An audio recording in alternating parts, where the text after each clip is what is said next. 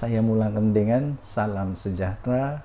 Selamat petang tuan-tuan dan puan yang dihormati sekalian. Sekali lagi tagline untuk channel ini, Denyut Nadi Suara Rakyat bergema di channel ini.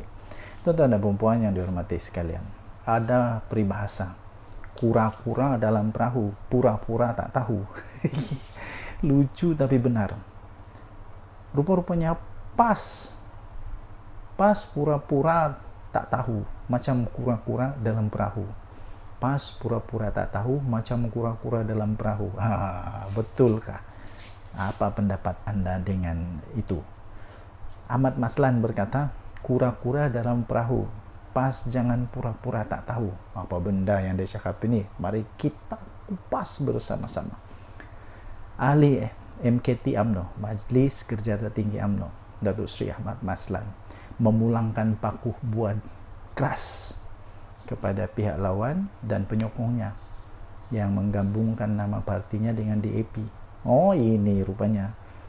Kata Ahmad Maslan, hakikatnya PAS lebih lama bersama DAP berbanding dengan Kerajaan Perpaduan. Nah, betul juga ya. Betulkah? Betulkah DAP lebih lama bersama dengan PAS? Sebenarnya kenapa PAS lupa kah? Saya pun heran.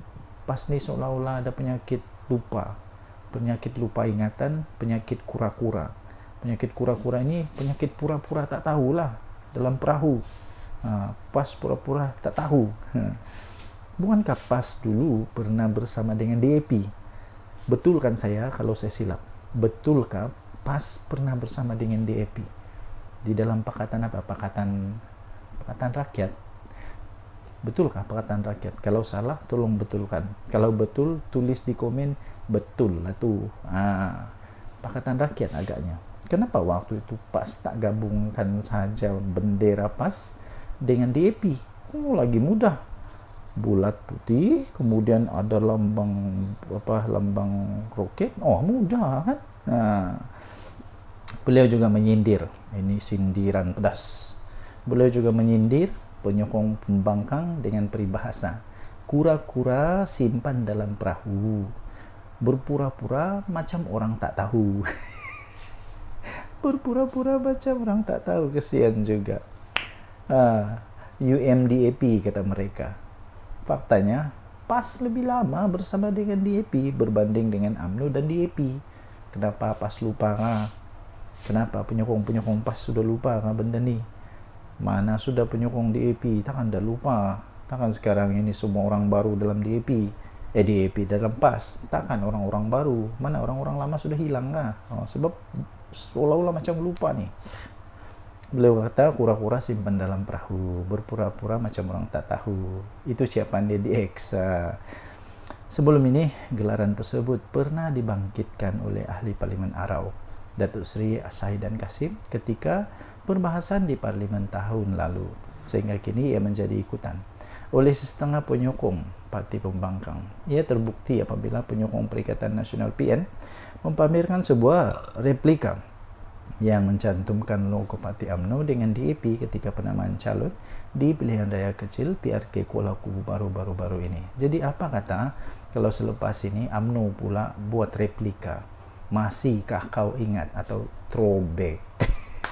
Bagaimanapun, Ahmad Maslan yang juga adalah ahli Parlimen Pontian berpendapat golongan sedemikian disifatkan sebagai hipokrit kerana enggan mengingat fakta sebenar. Pada pendapat saya, ini tidak akan mengubah apa-apa undi pun. Tidak akan mengubah apa-apa undi pun. Sebab orang-orang di Kuala Kubu baru itu orang-orang yang sudah champion lah, pandai berfikir. Kalaulah mereka pakai ini sebagai modal politik, nanti kena jilat ludah sendiri, lagi susah. Kalau tiba-tiba waktu ceramah, ceramah dari PAS, tiba-tiba bangun seorang daripada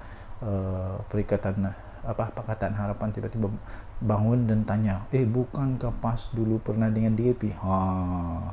Waktu itu apa pula dalil yang akan keluar? Fatwa apa lagi yang bakal keluar? Tak tahulah. Kita tunggulah apa yang kejadian seterusnya. Untuk membaca lebih lanjut tentang perkara ini, Anda boleh masuk di Harapan Daily 9 Mei 2024, kura-kura dalam perahu. PAS jangan pura-pura tak tahu. Kita jumpa lagi. Tinggalkan komen Anda. Jangan lupa tekan butang subscribe, like, dan share. Malaysia kita punya. Cintai Malaysiaku, kita jaga kita. Kita jumpa lagi. Bye-bye. Salam sejahtera Malaysia. Denyut nadi suara rakyat bergema di channel ini. Berita terkini. Siapa sebenarnya yang membuncit dengan 277 bilion ringgit Malaysia? Siapa yang membuncit, yang makan duit 277 bilion, wang yang sepatutnya negara Malaysia boleh dapat? Bayangkan 277 bilion ini kalau dipakai untuk pembangunan negara Malaysia, berapa sudah membangun negara Malaysia?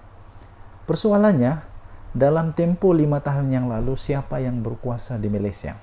Ada sesiapa yang boleh jawab? Siapa Perdana Menteri dia? Maksudnya kalau 5 tahun yang lalu, 2024, 2023, 2020, 22, 21, 20. Siapa Perdana Menteri waktu itu? Persoalan yang kedua, kenapa Perdana Menteri sebelum ini, sebelum Datuk Seri Anwar Ibrahim, mereka tidak dapat untuk bongkar perkara ini? Perlu juga tunggu Perdana Menteri yang hebat macam Datuk Seri Anwar Ibrahim barulah muncul benda ni. 277 bilion. Bukan kecil, bukan cipu cik. Ini besar cik, besar sangat. 277 bilion. Di mana Perdana Menteri waktu itu? Kenapa perlu ada Perdana Menteri? Datuk Seri Anwar Ibrahim baru benda ni keluar. Inilah buktinya. Perdana Menteri yang ada sekarang ini Perdana Menteri yang terbaik. Mana ada Perdana Menteri yang lain tahu benda ni? Saya pun tidak tahu. Macam mana dorang tidak tahu? Atau dorang buat-buat tak tahu? Atau mereka betul-betul tak buat kerja? Tidak pastilah. Tapi mustahil juga 277 bilion ini Perdana Menteri tak tahu ke? Sebanyak 277 bilion bocor dalam tempo 5 tahun dari 2018. Dari 2018 siapa Perdana Menteri waktu itu 2018 siapa Perdana Menteri? Sampai 2023 siapa Perdana Menteri waktu itu? Seperti yang telah didedahkan oleh Suruhanjaya Pencegahan Rasuah Malaysia SPRM. Akhirnya Perdana Menteri Datuk Seri Anwar Ibrahim muncul dan buat persoalan yang anda boleh jawab di dalam komen. Siapa sebenarnya membuncit dengan 277 bilion dalam tempo 5 tahun ini, 2018 sampai 2023. Anda boleh senaraikan siapa Perdana Menteri waktu itu, kenapa mereka tak tahu? Tak ada siapa yang dapat jawab. Jumlah ketirisan itu adalah angka yang telah menggemparkan Malaysia, tegas Perdana Menteri Datuk Seri Anwar Ibrahim. Datuk Seri Anwar Ibrahim berkata keadaan itu telah membuktikan bahawa gejala rasuah ini telah membengkak dengan teruk di negara ini. Sampailah ada nama Datuk Seri Anwar Ibrahim jadi Perdana Menteri, baru muncul benda ni. Hairan tak hairan, memang pelik bin ajaib. Menurutnya, jumlah sebesar itu sepatutnya dapat digunakan untuk tujuan yang lebih bermanfaat. Ini termasuklah untuk pembasmian kemiskinan, pembinaan infrastruktur seperti sekolah dan hospital, serta untuk membantu golongan yang memerlukan. Sehubungan daripada itu, Datuk Seri Anwar Ibrahim menyeru semua pihak, termasuklah rakyat, untuk berganding bahu bersama dengan agensi penguatkuasaan seperti SPRM untuk membentas gejala tersebut. Isu ini tidak boleh dipandang rendah, kata beliau. Saya setuju. Benda ni tidak boleh disembunyikan, tidak boleh dipandang rendah, kerana ini kalau tidak dihapus, tidak diubat, ini makin membengkak menjadi barah.